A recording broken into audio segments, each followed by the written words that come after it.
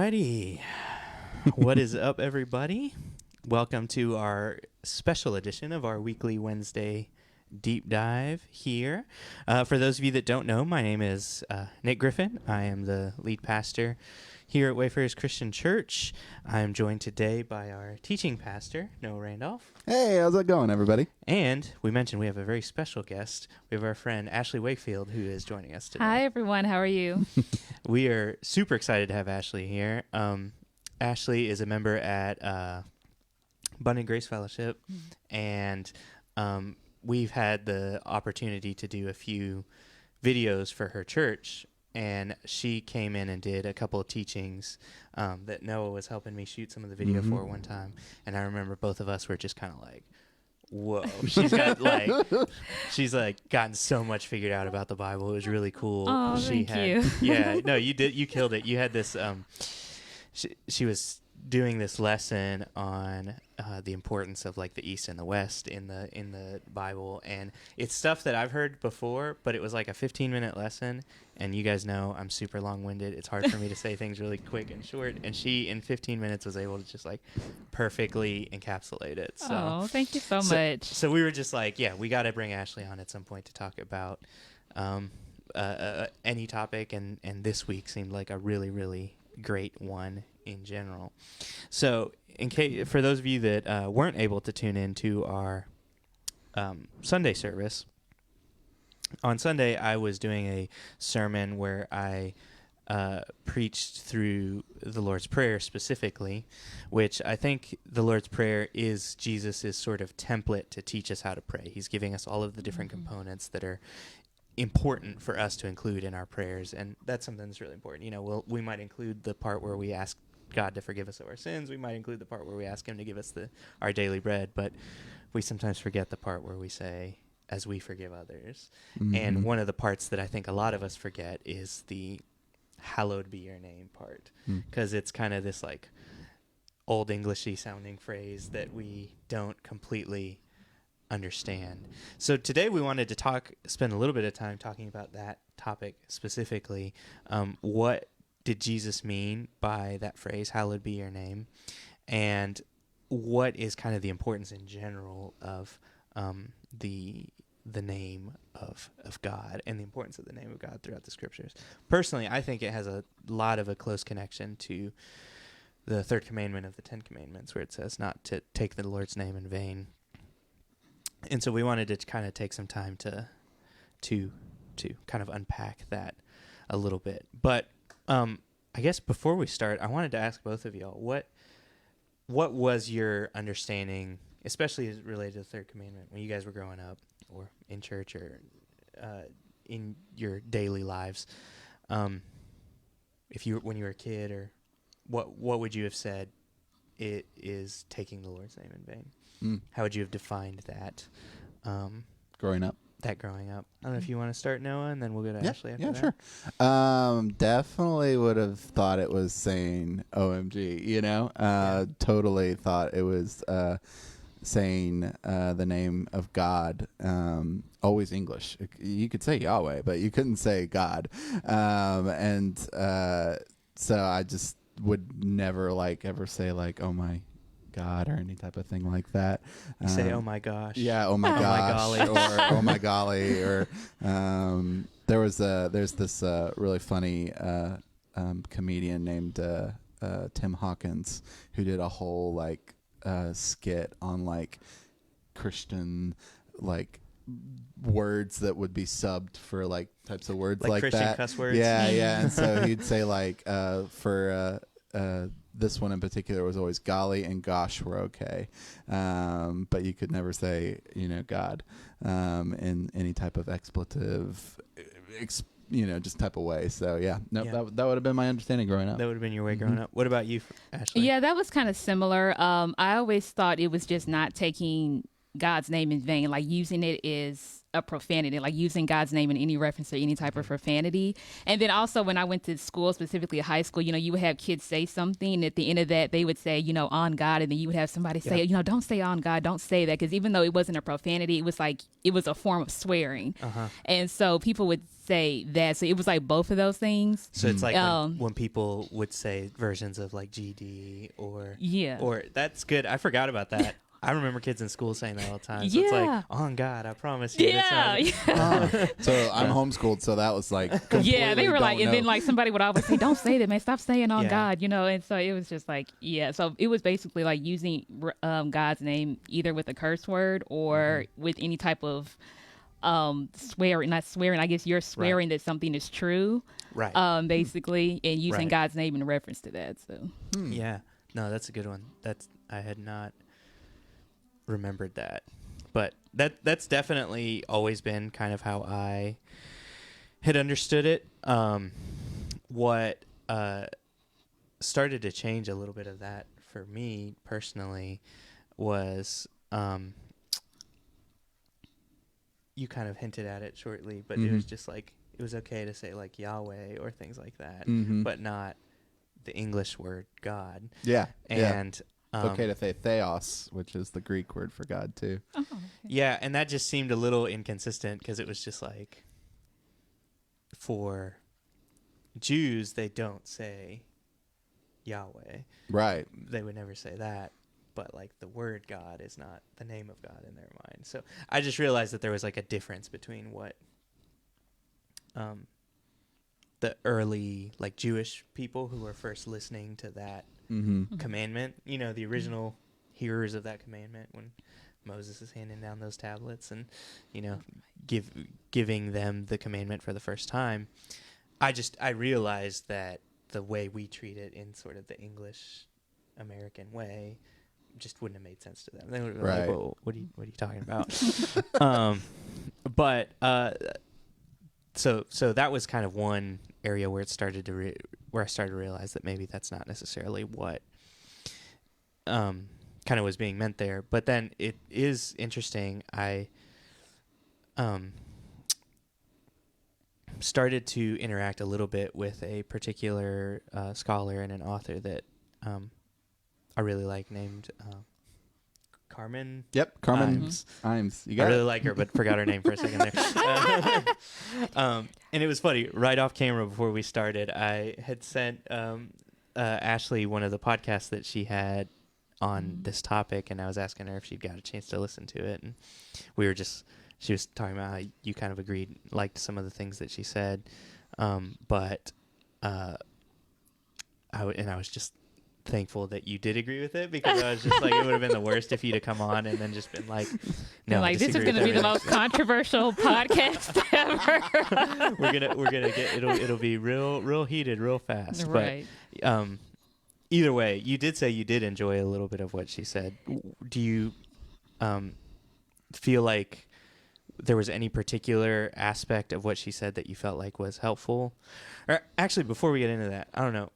Noah, You do should you probably kind of summarize? You should probably what she explain says what exactly? she said before we talk about it. Yeah. So she's got a really cool book out, which I'll link in the show notes afterwards. I can't remember the name of it, but I think it's called Bearing God's Bearing God's Name. Okay, yeah. I'll link it in the show notes so that you guys can check it out. But essentially, she makes an argument in the book that the name of God and the third commandment of God is always referenced with a particular Hebrew verb that is not a spoken Hebrew verb, like we might assume, where you speak the name of the Lord in vain. It's often related to bearing or lifting up, and it's actually like way often more used in the Bible, as in the Hebrew Bible, as whenever you would lift a stone or lift any type of material, and it has a lot more relationship to lifting than it does to speaking vocally. And so when she noticed this in Scripture, that this Hebrew verb doesn't necessarily mean speaking as much as it does lifting, that caused her to really question all of the third commandment overall. And And so she does this huge study of that Hebrew word and how she has come to believe that the Hebrew word is actually indicating a metaphorical kind of meaning to the third commandment, where instead of it meaning don't speak the name of the Lord your God in vain, it's meaning don't take the name of the Lord your God, lift it up as the name in which you serve, and don't misrepresent that name to other people. And so the lifting part of it is a metaphorical, almost as if like Christians will make, like when you lift up the American flag, for instance, you're saying a statement about America because you're holding up an American flag, right? That's basically how she interprets the name of God, is when you lift the name of God up and then make actions based on holding that name up. If your actions are poor, then you are taking the name of the Lord your God in vain. So hopefully that makes some sense. Yeah, that's a good summary. Because it does kind of center heavily on that idea of what does it mean to take the name of the Lord. Because, we always think of don't take the name of the Lord in vain, but don't really look at that verb specifically of what does it mean to take. And so that was really helpful to me to like hear that explanation a little bit more. So I guess my question for you, Ashley, was this, as someone who's most recently heard this and was hearing some of that for the first time, what aspects of it resonated with you? What was interesting to you about it? And like, was there anything in particular that you felt like you really agreed with, Yeah, it was eye-opening when I was listening to her speak about it because, like I said before, I just thought it was about like profanity and like swearing a truth in God's name, but it was about acting in a way where you're uplifting God's name, where you're giving honor and glory to his name, where you're not causing shame or embarrassment or causing other people, especially other people who are not a part of the Christian, religion, to look at you and say, okay, well, I don't want anything to do with that. You know what I mean? And so when I first heard that, the first thing that kind of came to mind was, and I know you talked about Moses bringing the stones down, was when, he came down from the mountain, he saw them worshiping the golden calf. And then, the first thing God wants to do was, destroy the nation and then create another one for Moses to have them follow him. And then Moses basically like, well, if you do this, then the other nations are going to say that you brought them out here just to destroy them. And so the whole point of that was, it wasn't the fact that they didn't do anything wrong, that they didn't deserve to be punished, but it was the idea that punishing them was not nearly as important as protecting God's name. So it was like, doing this is going to make the other nations say, hey, you delivered them out of Egypt just to kill them off. Like, that's not going to make, God himself look, very good. So it's like Moses sort of like speaking out of the Spirit of God to God himself, saying, okay, well, let's, let's do something else that's going to elevate, the name of God. That was the first thing that came to mind, which, kind of. That's a great point. Yeah. I hadn't made that connection with that particular passage necessarily, but it's just that we can really see how important it is to God that his name be revered and held in high esteem. And Moses knows that. Moses knows that God cares about his name. And so it is interesting to see that the line of argumentation Moses uses is not like, oh, he'd have mercy on them, forgive them, all that kind of stuff. But he just tells them, don't do this, because what will everybody else say if they know you delivered these people out here and then just killed them? How is that going to reflect on your name? All right. And he really is connecting with that that idea that it is very important for his name to be held in high esteem, which, in a nice, like, kind of just in a nutshell, I do think is part of what Jesus is saying in the Sermon on the Mount when he says, hallowed be your name.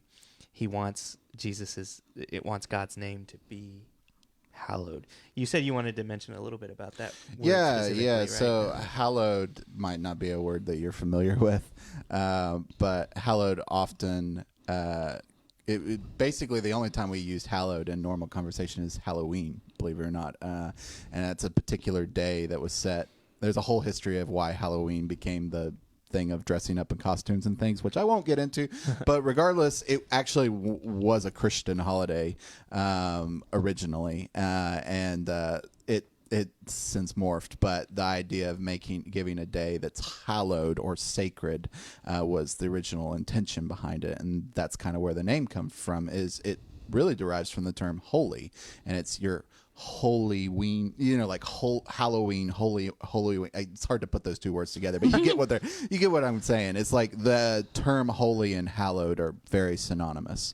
And I said this way back in a sermon that holy doesn't mean like moral necessarily as much as it means like set apart and different and sacred even. So get that in your ideas, that like the idea of hallowed means this idea of we're setting this apart as something special, unique, something sacred, and that's what his name is it's unique, it's set apart. So it's holy. Yeah. Yeah, and I do think Jesus is asking us to make that a part of our daily prayers, to make that a part of our desire, to express out loud the fact that we desire to have God's name lifted up and thought of as holy. So you said that was the first thing that stuck out to you. What were some other things that you thought that kind of caught your attention from what she was saying in that argument? Well, I was kind of, looking at, Bible verses to kind of support that. Yeah. And then I was looking at Exodus 36 verses 20 through 22, where it says that, but when they came to the nations, whenever they came, they profaned my holy name, and that people said of them, these are the people of the Lord, and yet they had to go out of his land. So like they had to be removed from the land because of, disobedience and, nations coming in, destroying them and attacking them. But then at the end of that, God is basically creating a plan for them to come back because he knows what people have been saying about him. So now he's like, okay, these are what the nations are saying about me. So, even though they are being punished or, deserve to be punished for any type of disobedience, it was the idea that, okay, now people are thinking negatively about my name, so I have to elevate. So God is like trying to elevate his own name so that nations will think differently of him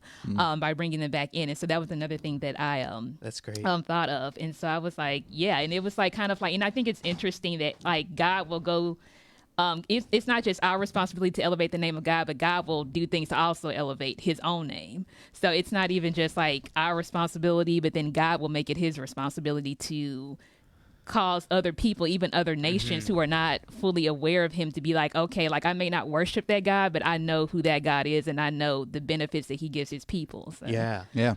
Oh, that's really good. I love that you have the scriptures to connect a lot of these ideas. Yeah.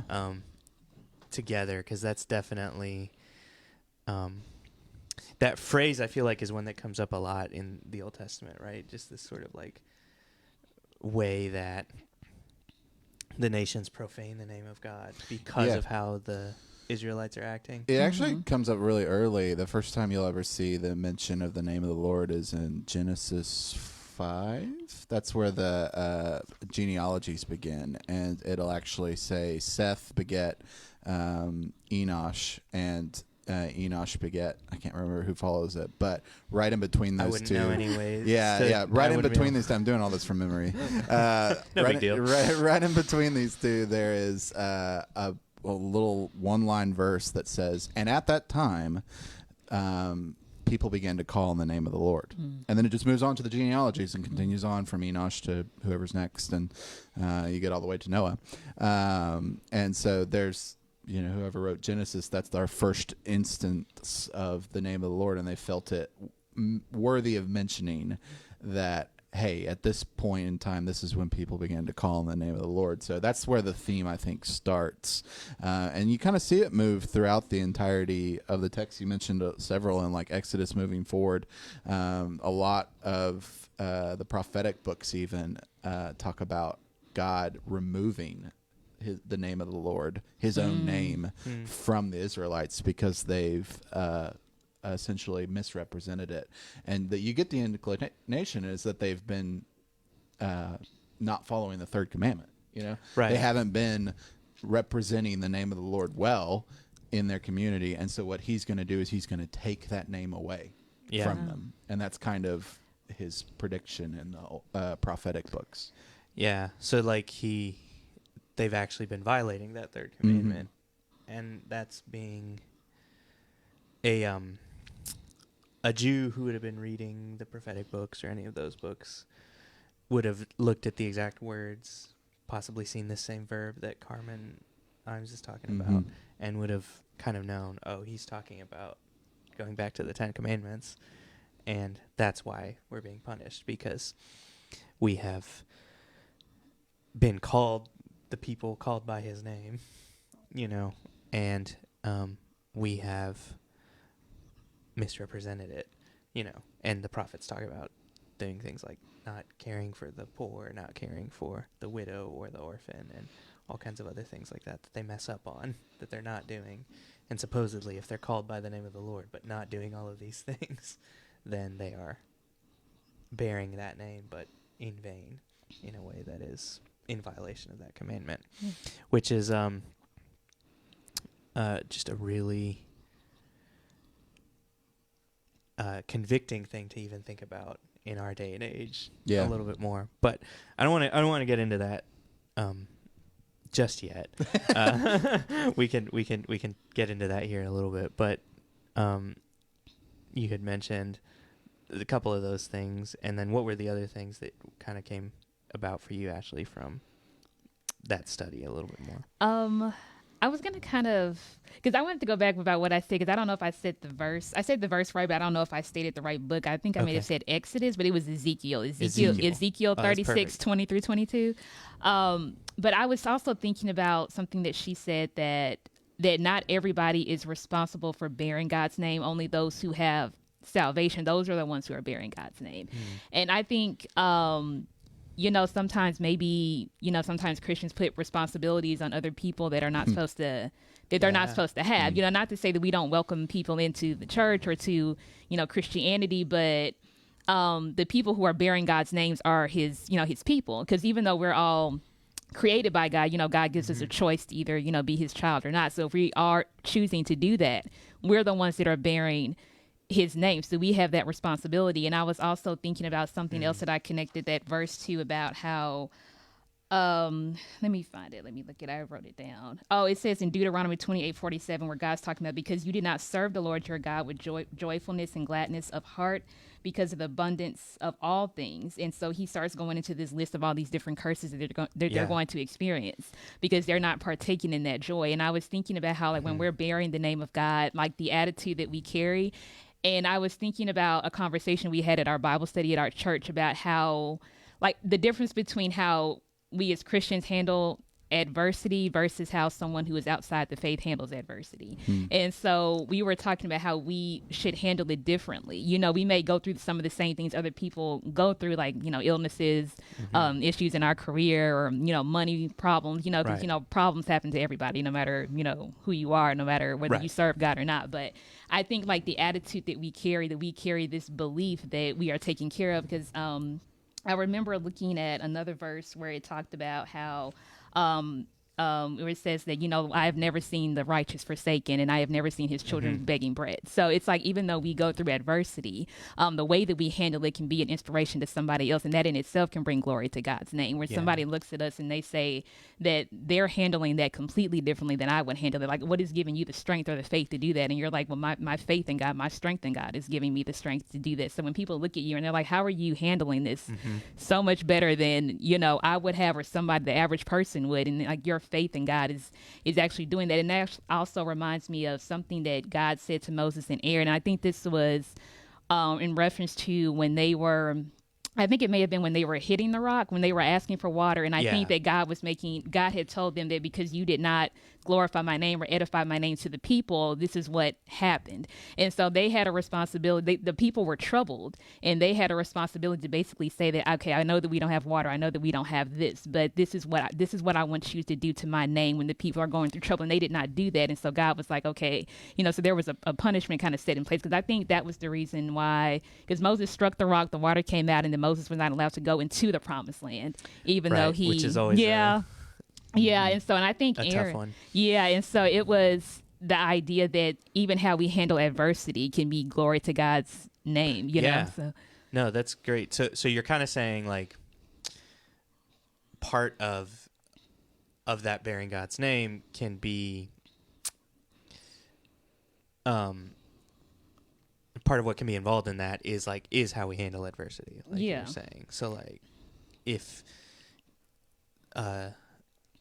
we are people who are going to take the name of God, because I do think I think that's a great point to make too, that you made at the beginning, that it's not everyone that bears God's name. It's not Yeah. like all humans bear God's name. Mm-hmm. All humans have the image of God, Right. which is also a concept that goes, all the way through the scriptures. But to actually lift it up or pick it up or bear it in that way, like Carmen Imes was talking about, is something that is a decision to be a part of his family that we are making in that moment. Well, and Carmen makes a point in the book. She talks about how the person that would actually literally bear the name of God would be the high priest, and he would have this like two different like things that would hang down from his shoulders, and that would literally have the name of God imprinted on that. And or at least I think she may have said that he did, or she may have postulated that he did. I can't remember. You'll have to go and read the book to find out. Yeah. Soft plug there. But either way, the priests very much had the name of God like either written on their forehead, or they would actually wear this physically. So part of being a Christian is that you are a kingdom of priests, right? You're the First Peter says that, where the whole idea of being a Christian is to be a priestly nation, a kingly priestly nation. And so in that sense, I think you're spot on. It's like having the idea of bearing God's name is like we are, in essence, carrying on that priestly role in our own Christian lives. So yeah, of course, it would mean that only Christians are responsible for that. So I think that's is a good distinction to make. And like you were saying, part of it is probably that, or part of the responsibility that comes with that. Because what was the verse you mentioned about gladness? That was in Deuteronomy 28:47, and I think that was the chapter where he talks about the curses for disobedience. Yeah. And then he says in verse 47, he says, because you did not serve the Lord your God with joyfulness and gladness of heart, because of the abundance of all things. And I think that kind of went back to what Carmen Imes was saying, that it was always a heart issue when it came to bearing the name of God. Because I like the fact that she also brought up the fact that when they were brought out of Exodus, that was their salvation. Like they weren't following the 10 commandments or the laws of Leviticus in order to get saved. They already had it because God saved them before they started to do those things, before God gave them the law. Yeah. And so they had the salvation already. And so it was the idea of you just partaking in the gladness and the joy of what God has given you. Because I think it was kind of the idea of, you kind of look, the grass is greener on the other side. So you kind of look at what you have with God and you're like, this isn't that great. What they're doing over there is like wonderful. Let me go over there and start worshiping that. Yeah. So it's like, okay, you didn't appreciate what I'm giving you. So now, there's like all these curses that you're causing to yourself, not because, God is doing it, but you're doing it to yourself, because you're leaving all the blessings that I gave you to go after something that isn't blessing you. So, yeah, no, that's good. I see what you're saying. Because like, there's a way to do what we do for God begrudgingly, and just kind of be like, yeah, I guess I'll do it because he said so, and I guess I got to do it. And it does. That passage is a great one to show that like God wants us to be glad to do the things that he's asking us to do, and that is a really good thing to just connect in general with this idea. It really is a privilege to bear the name of God. Yeah. Because we talked about this in one of our other podcasts that me and Noah did it months ago at this point. But we were talking about how there's this really interesting idea in the Old Testament that there's like these different like spiritual beings that are like connected with each of the other nations, and so like the example there's a weird example about is it the angel that comes to Daniel who's like who's the angel that was like held up? 'Cause Oh he's, yeah, like, yeah. fighting. That's the angel that comes to Daniel. So, yeah, he comes to Daniel, but he's prevented by the Prince of Persia. Yeah. Yeah, which a lot of people think is this kind of spiritual being that was connected with Persia. Right. And so this angel is like in some sort of spiritual battle, which what does that mean? I don't know. We'll get into that at some other point. But this angel is in some kind of spiritual battle with this Prince of Persia, this spiritual being over Persia. All that to say, it was very common in that day and age for the people. It was their gods were also very closely connected with their nation, their country, their people. So like, if you were Persian, you had your god, and if you were Israelite, you had your god, and if you were Egyptian, you had your god. And you see that a lot of times when they were like in battles with each other. A lot of the purpose of the battles was to like figure out whose god was the one that won. Yeah. And part of the ultimate like flex on behalf of the Israelites is that they're like, yes, we have a God, and this is his name, this is our God. But he's actually the creator who made everything, including all of your gods and including all of your nations. And, you know, he's actually the original creator God, the God that's above everything else, the king of all kings, the God above all gods. And that's the God whose name we are bearing and representing. It's not just any other God. It is the creator God of the universe, the one who's above everything else. And that is the cool thing that, like, as Christians, that's a continued privilege that we have, that we get to share along with, like, the Israelites and all that kind of stuff. Because we're that priesthood that's bearing the name of the creator God, the God who's above everything else and who is kind of the ultimate creator. And that is something that should inspire gladness, and I like that. It is something that should help us in difficult times, because, you know, we're not exempt from difficult times like other people, but something that we can think about is the connection between going through difficult times and bearing the name of God, helping us to figure out how to go through those difficult times, is like a really, really good point. I was trying to think of like a particular example from my life of that a little bit. And I remember, I'm trying to think of like, I don't have a specific example, but I have felt this a little bit in a different way sometimes when I remember when I was in school, lots of times I was like one of the only Hispanic kids in my class. And, you know, my mom's Hispanic, my dad's white, so most people just assume I'm white. Yeah. But a few people would be like, oh, yeah, they'd figure out I speak Spanish and all that kind of stuff, and they would know that I am Hispanic. And I remember in school there would be a few times where, like, people would start talking about issues of, like, illegal immigration or issues that really deal with Hispanic culture, something that a lot of Hispanics have talked about. And I always felt like I had to say something, you know, I had to speak into that moment or something like that. I couldn't just like be quiet about it because you were the Hispanic voice. I was the Hispanic voice in the room or whatever.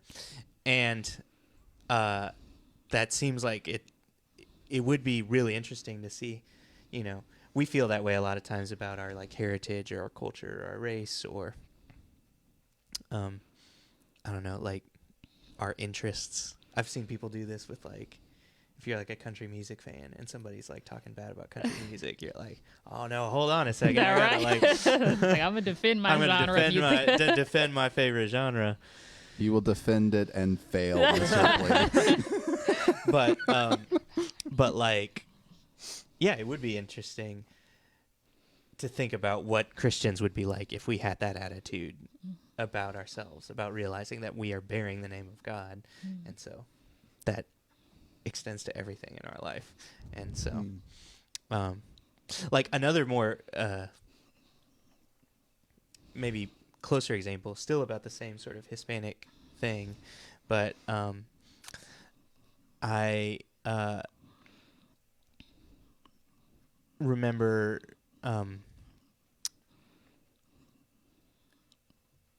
there's a lot of like misconceptions people have about Hispanics and Hispanic culture and various different ideas like that. And lots of times I always felt the need to be like extra exemplary, I guess, as a Hispanic, so that people would have nothing to. I didn't want to fall into any of the like stereotypes or things like that that they would think of about those people. And so I don't know, it's just like an extra pressure, but like I never felt like it was a bad pressure. Like I'm thankful that I have kind of the opportunity to be able to change the narrative a little bit sometimes on some of that kind of stuff. And I guess all I'm saying is in general that I feel like there are fewer and fewer Christians who view their Christianity in that same way as like a central part of their identity. Basically, you're saying that you see bearing the name of the God as sort of the same process as what you were doing at school. That makes sense. Sort of an identity marker thing. And I don't know that a lot of people think of it. And that's why the fact that it's a name is so important, because it's not just that you are bearing some sort of title, or just something like abstract. Yeah. It's not like a nationality even. It's like the name of God, like the name that you use to address him. That's what you are taking upon yourself. And so there's a real value and importance and weight to that in general. Yeah, I was thinking about examples like that, because I think another when it comes to that, and I think elevating the name of God, I think that goes back to the idea of God saying to Moses and Aaron that, when this was going through the minds of the people, when they were complaining about water, this is what you should have done to elevate my name. And I think it's our responsibility when we see other brothers and sisters in the faith going through something and they are obviously not handling it well, we uplift them, because I think that us reminding them about who God is or who they are in God is also elevating the name of God. And I know a woman at our church, and she's a recognized prophet at our church, and she has prophesied to me, and she's been accurate about things that nobody else but me knew about. Yeah. And she's impacted other people's lives in that same way. And she is going through something very difficult right now. She actually had a very serious health issue when she lost her ability to walk, and she had her speech impacted, so she's not able to speak like she normally would, and she had to sit in a wheelchair. And the last time that I heard about her health condition, I know that they said that she was in the hospital and the doctor was not giving her very long. And I know that they were talking about on the prayer line we have in the morning, because we have a prayer line every Saturday morning for our church. And they were there was one particular woman in our church who's been keeping in touch with her and encouraging her and uplifting her, because she's like, she's a prophet, so she gives a word to other people. But the problem with that is that she doesn't always get a word from God to herself. People are not really giving her a word, because she's giving words to other people. And so she was saying that she was kind of maybe losing her faith. Her faith was wavering in that moment, because anybody's or a lot of people's would in that situation. And so she was just like, she was very, very adamant, very passionate about the fact that I'm not going to let her say these things about herself. I'm not going to let her believe that she's not going to be okay. Like, I'm not going to let her, say that about herself. So we're going to pray for her, and then we're going to keep uplifting her name. We're going to call on the name of God for her. And so she's very, very passionate. Like, she took it upon herself to be responsible for taking care of her emotional needs during that time, and being like, well, we're not going to be defeated. We're not going to come into agreement with anything that the doctor is saying. We're not going to do that. Not to say that, medical professionals don't have a point, because they do, but it's the idea that God's healing power is higher than every other thing. And so that's so we have to have faith for that. And when you see a brother or sister losing their faith, and you're there to basically cause them to keep holding on, to keep having faith for something. And so I think that was just that's awesome, because I think something we forget lots of times is that the 10 commandments are not necessarily just like individual, like you do this, this, and this, and you do this, this, and this. But it's like you all. Yeah. It's given to a Y'all. whole like nation of people. Y'all all do this, and that's a perfect example of like we can start to kind of lose that when one person starts to struggle a little bit, when one person starts to waver in their Yeah, I mean, to that point, thing. the Lord's Prayer starts out, "Our Father," not my Father. Right. You know? That's it great. Kind of implies a plurality in saying it. You know, that was one thing I was thinking about after the sermon was Yeah. just the fact that, like, I'm not sure the intention when Jesus told us to do that was to do it individually at all, because you almost can't say it. You can't say honestly, our because you can't in- say our. as by yourself. Yeah. Yeah.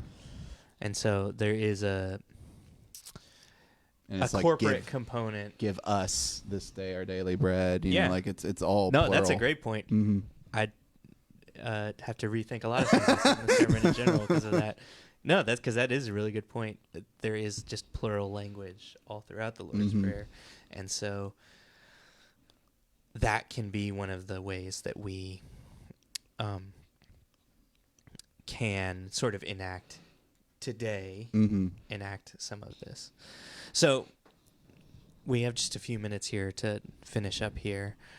What do y'all feel like are the practical ways we can really apply learning about what it actually means to bear the Lord's name? What are some applications of, now that we've learned that a little bit more, now that we feel like we understand that a little bit more, what are some ways that we can kind of take that truth and find ways to incorporate it into our actions and different things like that? I think like the first thing is that it means a lot more people are breaking that commandment than you might have thought, you know? Like, I think it means that, like, in general, if you call yourself a Christian and then do things on Facebook that misrepresent your Christian faith, you're breaking the third commandment. So there's a lot of people out there that are like, well, I've never said OMG, or I've never said on God, or something like that. And then it's like, yeah, but like, do you publicly call yourself a Christian and then do these things that misrepresent him? Then you might be in more trouble than you thought you were. As far as that goes. Yeah. Like, I mean, I think it means that, like, if you do things in a way that harms a relationship and you do it only because you're like, well, God told me to do that, you know, or something like that. You know, sometimes it's like you'll see people justify the reasons they do things because they, you know, heard that's some sort of voice from God, or you know, some type of thing. That's like a great that. application. I've always been really hesitant to say, like, God told me to tell you this, or God told me to do this, because of that reason. I don't want to like use the name of God to say something that He didn't actually say, or that isn't actually true, because I'm really not cool. Like, I'm not. I've done that before. I've had moments where I felt like God was impressing on you, because I feel like that, you know, that's where discernment comes in. Right. Because I also, and I guess this is going to the prophetic again, because I remember one time I was at our church and, you know, we were having, the youth ministry was kind of like having this prophetic moment. And so, another woman at our church who's also a recognized prophet was saying that, you know, when you're hearing words, when you're hearing things, like, you have to make sure that it's actually God and not a lying spirit, because things like that can come in. So I've had that moment too, where I'm like, I feel like God is telling me to do this, but I want to get it accurately so that I don't mess up and say something I shouldn't say. Then they go off and do something, and then it's like, oh, well, why did you tell me to do this? And I'm like, I don't know. And then I'm like, well, God told me. Then God was like, I didn't tell you to say that. Well, and that's where I do like that you pointed out, because I'd forgotten about this, that Carmenine's point is that it's a heart thing a lot for God. It always is. You know, like, that's what I'm realizing. The whole Sermon on the Mount over and over and over again is just like, where's your heart at with a lot of it and stuff like that. And I do think that that's a big part of that, like, making sure that our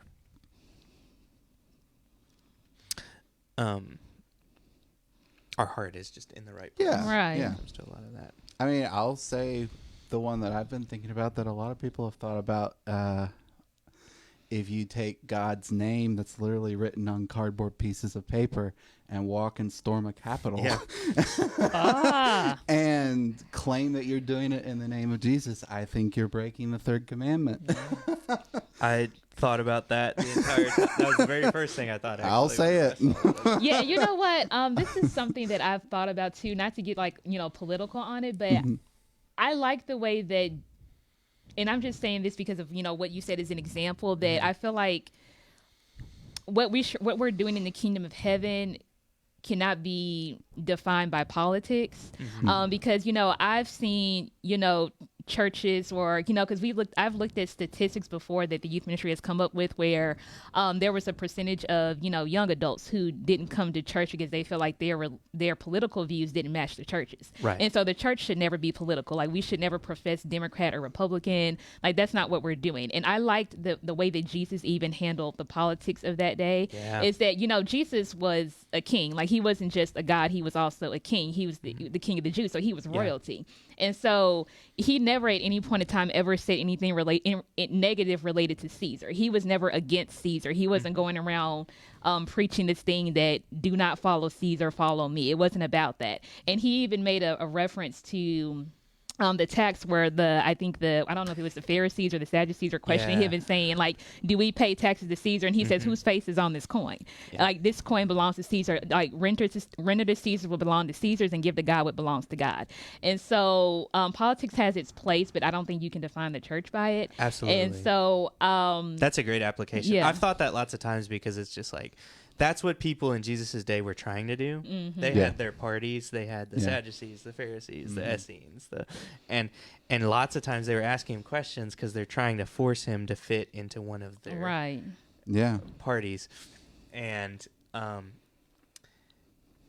for Jesus to fully go in league with one of these parties would have opened up the possibility of God's name then being directly attached to everything that party did. Yeah. And there were just examples over and over again with all of the Jewish parties of them doing all kinds of things that were like, I don't know that that's what. And so that's the real danger of becoming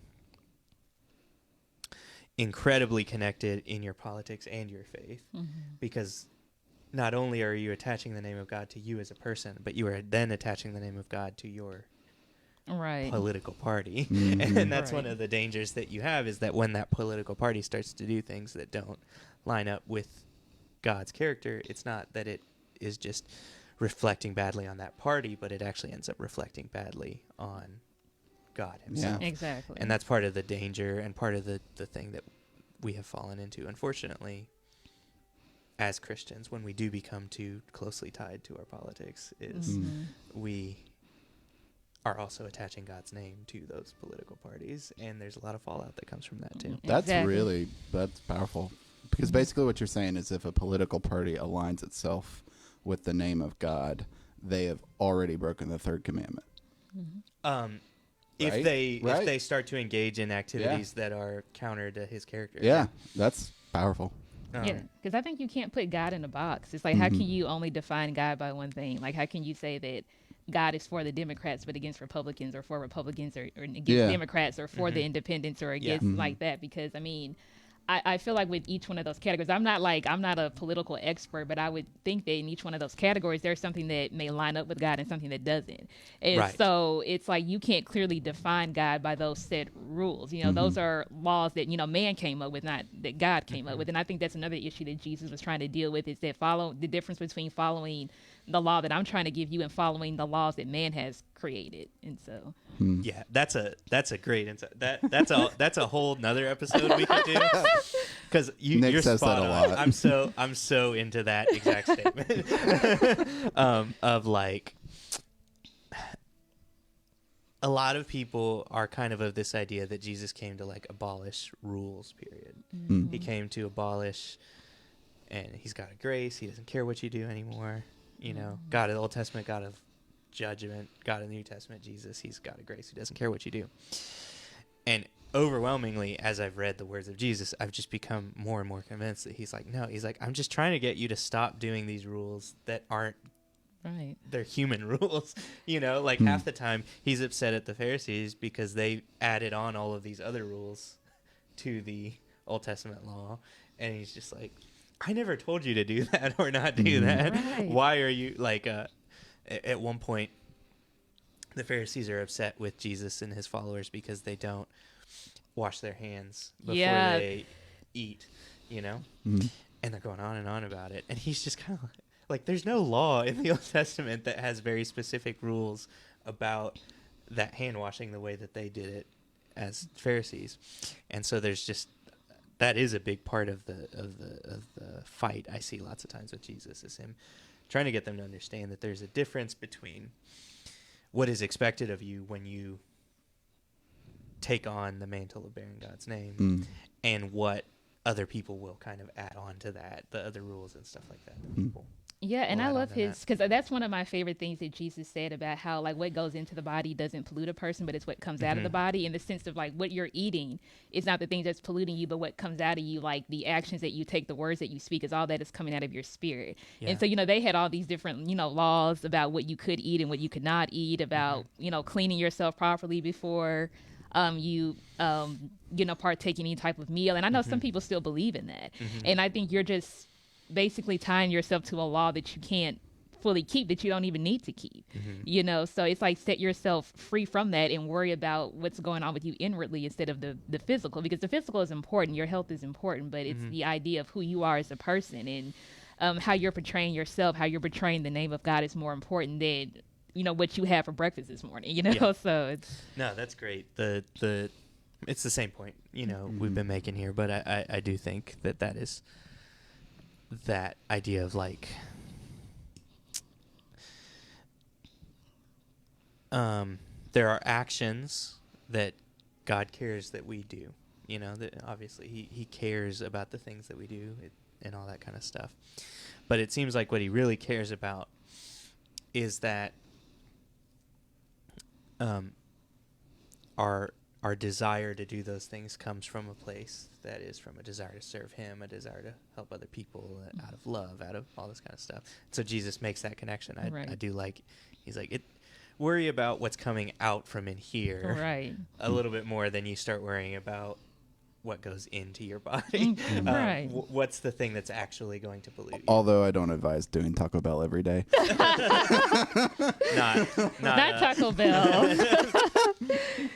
It's still some wisdom to caring about what goes into your body as well. But maybe try like an authentic Mexican place or something. yeah, there you go. Eat this, not that. Right. So, this is really great. Like Noah said, I say this all the time. All of these topics could be things that we could do whole other spin-offs on, but we try to be respectful of people's time, keep it short, keep it just to about an hour. So as we finish up here today, are there any like final parting thoughts that either of y'all had? Anything in like particularly want to be like, I want to make sure I mention this, because I think this is something important for people to understand. For me,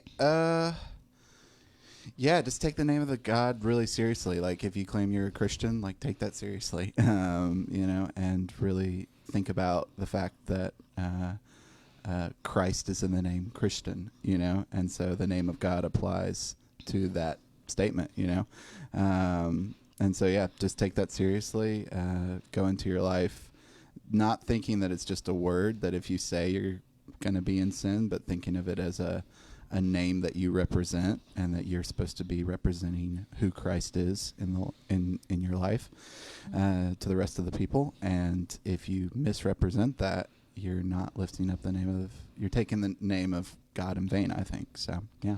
Yeah, that's good. Any parting thoughts, Ashley? Just one thing, and this was something else that Carmen Imes brought up, was I know that they talked about, well, how do you live in such a way where you're elevating the name of God? And I think that kind of goes back to what Jesus said when he said that, when he told his disciples, people will know you are my disciples by how you love one another. And then he also said in Paul said in Romans 13:8-10, the one who loves another has fulfilled the law, so love does no wrong to a neighbor, for love is the fulfillment of the law. That's, verses through 8-10, and then he lists certain things in the law. So, I think even now people still feel like they have to follow the law like a checklist. And want people to know and understand that instead of trying to follow the law, like, you know, I did Yeah. this today, I did that today, you know, it's like when you have the Spirit of God, when you're operating in love, like that naturally comes about. So it's not that the law's not important, but how we accomplish it is different because, you know, Christ gave us freedom in that. So, and, you know, everybody's walk and how they elevate the name of God is different. And so somebody else's walk is not going to look like yours. So, you know, how somebody else does it is not going to look like you, even if you're called to do the same thing. As I know Paul talked about, you know, live how according to how you're called. I know he's talking about grace gifts, but like even if, you know, even with that, like even if you're both called to do the same thing, you're not called to do it for In the like same way. in the same way. Yeah. Because like God may be positioning you to do that for one group of people and then another person for a different group of people. So Yeah. it's like everything is different. So don't compare yourself to someone else. It's like just live how God calls you to live and let that be enough. So That's perfect. So like ultimately, if you're, because it can bring up some anxieties if you're just like, oh no, That's fair. I didn't realize that I'm bearing the name of God, and oh no, I'm doing all of these horrible things in my life. I can't. I'm such a terrible person. I'm breaking the third commandment. If you're asking yourself, how can I bear God's name well? What does it actually mean to bear the name of God? Mm-hmm. What does it mean to fulfill the law? It's simply mentioned there in the words of Jesus, but you just love one another. That's how people are going to know. Mm-hmm. yeah. And if you are loving people, then you can be confident that God is happy with how you are bearing his name. Yeah. And that's a really good Well, I don't know how thing many there. people think about this anymore, but maybe this will help. I don't necessarily like my last name is Randolph, right? And from my mother, I'm the firstborn of that family, and so I go through life. I'm the only male from my mother, and so I go through life knowing that like I'm the only male by her, you know, that's been born by her. Yeah. And you know, it causes me a sense of pause to know that like my actions are the only male actions that are represented by her blood, right? Mm-hmm. You know, like that like what I do is the only like representation of her continuing on.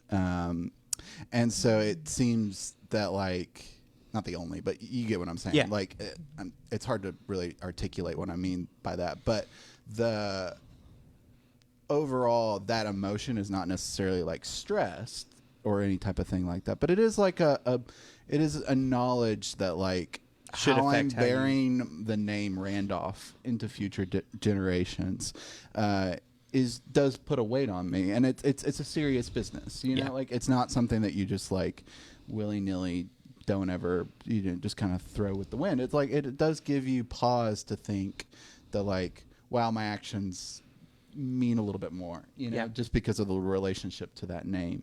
So maybe that helps. I don't know, but yeah, the intention is not to be you're doing this all wrong. You know, the intention is that like you represent the name well in your community, and you're loving, and you're treating it seriously because it is serious and hallowed. Absolutely. Yeah, and I think when you said that, that kind of reminded me, like when you said that you were like the only son that your, you know, mom had, it reminded me of how people say like, you know, you may be the only Bible somebody reads. Yeah. And so I think that if you look at it that way, that you may be the only time or the only person in that other person's life where they may get to see an example of a Christian, because they may have never seen it before, and if you don't handle it properly, they may never see one again, or maybe never be interested in seeing one again. Yeah. So that is a lot of weight to bear. But even with that being said, I think about something that Carmen Imes also said, is that even in the Old Testament, you know, God did not expect them to be perfect. And he had things set in place where even when they would make mistakes, that it would be, you know, covered. Yeah. And even though they're covered differently under the new covenant versus the old, like God understood that they weren't going to be perfect. So when we like strive for perfection, so we strive to hit the mark, but when we miss, God understands that, and then there's forgiveness and grace for that. So That's always the kind of like awesome freeing truth about God, that he is a God of forgiveness, God of grace. And I do like that ultimate idea of like, if you want to know what would God be pleased with, it's if we are known as people who love, then I think that would be a great way to bear God's name. So that's about all we have time for today. I want to thank all of you for tuning in to this week's Deep Dive. I would encourage you to tune in this Sunday. Noah's getting to preach this Sunday. Oh, here. okay. He's going to be talking about an issue that can very easily become one of those checkmark the list issues like you were talking about. He's going to be talking about fasting, which will be an interesting one, talking about how people treat and talk about fasting. It's a Noah and I already had a little bit of a conversation earlier today about some of what he wants to talk about. I think it's going to be really good, really enlightening, so I'd encourage you tune in this Sunday at 7. We also have a new thing to encourage you to do. We have been putting up our worship sets on Spotify, so the songs that we are going to be singing as a part of the worship and music portion of our services on Sunday, we're actually going to have a Spotify playlist that's going to go up every Wednesday that's going to have those exact songs we're going to be doing this Sunday. So I would encourage you guys to check it out. We're going to post the link to that in the show notes for this episode, which will probably drop tomorrow, so Thursday. So you guys can click on that link. You'll be able to check out the songs we're doing. So maybe if you don't know some of the songs, you can learn them before Sunday, be able to really engage with that musical worship time as a part of what we're doing. I think it would be something that personally, I'll just say this last Sunday was one of the first Sundays in a long time. Everyone else on the team has just been killing it. They've all been doing so good at everything they do. I was able to just like kind of sit in the audience at the chapel on Sunday and just kind of like sing and worship, and it was awesome. So if you kind of want to be able to engage with that sort of worship a little bit more, this might be one of the ways you can do that. Check out that Spotify playlist, which we will be linking soon. Otherwise, we hope to see you Sunday, 7 o'clock for our service live stream where Noah's going to be preaching, or just tune in next Wednesday. We'll be back at our regular time next Wednesday at 5 o'clock for our weekly deep dive. So thank you, Ashley, for being on. I appreciate it. Yeah, thank you. It was so much fun. This is my first time like actually being on a podcast. It was a lot of fun. So I hope to do it again. Yes, so. we're going to have you back for sure. This was incredible. Fun. So we need to bring you back on here soon. We'll give you a little bit more time. Yeah, we gave her like 2 days to prepare for this one. So we will give you more heads up next time around. But hopefully I did good within 2 days. So. Oh, no. You You did great. You did great. So we appreciate it. Appreciate all of y'all who've been tuning in, and we will see you soon.